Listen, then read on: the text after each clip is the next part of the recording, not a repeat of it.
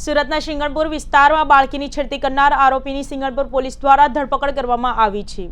આરોપી થોડા દિવસ પહેલા સુરતમાં એક બાળકીની છેડતી કરીને ફરાર થઈ ગયો હતો, જેના સીસીટીવી સોશિયલ મીડિયામાં વાયરલ થઈ ગયા હતા, જેની ફરિયાદ નોંધાયા બાદ પોલીસે આરોપીની ધરપકડ માટે કવાયત હાથ ધરી હતી।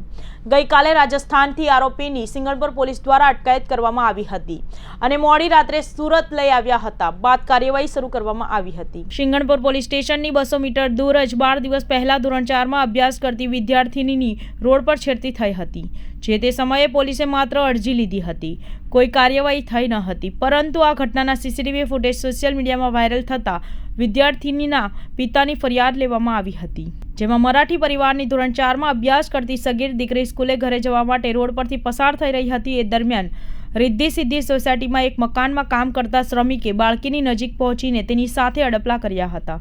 દીકરીએ ઘરે જઈને માતાને આ વાત કરી હતી। તેની માતા પોલીસ સ્ટેશને પહોંચી તો તેની અરજી લેવામાં આવી હતી, જોકે ફરિયાદ દાખલ થઈ ન હતી।